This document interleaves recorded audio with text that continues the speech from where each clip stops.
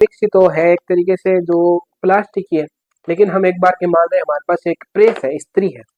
तो इस्त्री में भी हमें क्या होता है, आजकल की नई इस्त्रियों में तो क्या हो रहा है, नई इस्त्रियों में तो खाली दो प्लग आ रहे हैं क्योंकि वो प्लास्टिक इस्त्री है, तो उसमें करंट आने की संभावना बहुत कम है। लेकिन जो पुरानी इस्त्री होती थी वो क्या होती थी, वो होती थी लोह की, ठीक है, आयरन की। तो उसमें क्या होता था, इस प्रकार के तीन प्लग जुड़े होते थे, एक प्लग पॉजिटिव, दूसरा प्लग नेगेटिव और तीसरा प्लग होता था भू संपर्कित तार वाला, ठीक है। एक तरीके से इसका जो कनेक्शन होता था, आप स्विच में डालोगे, तो स्विच में डालोगे तो वो करंट किसको मिलेगा, स्त्री को मिलेगा।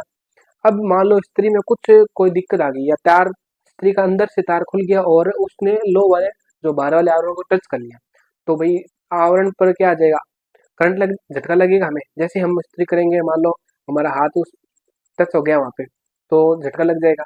तो उस स्थिति से बचाने के लिए क्या होता है, इस तार से जो स्विच हमारा, उसके साथ भू संपर्कित तार जुड़ा होता है धरती के अंदर। तो जैसे ही मान लो स्त्री पर मान लो ज्यादा क्या आ गया, करंट आ गया, ठीक है, बाहरी आवरण पर, तो पृथ्वी क्या है, पृथ्वी होती है एक तरीके से भूखी, उसे कितना ही विभव दे दो आप, वो पूरा पूरा विभव ले लेंगे। जिस प्रकार से बिजली है, आकाश से बिजली धरती की तरफ गिरती है तो धरती उस पूरी बिजली को ले सकती है, ठीक है, आसानी से। ना एक्स्ट्रा जो विभव आ गया है उसको भू संपर्कित तार द्वारा पृथ्वी में भेज दिया जाता है और पृथ्वी उसे ग्रहण कर लेती है। तो ये भू संपर्कित तार हमें झटका लगने से बचाते हैं।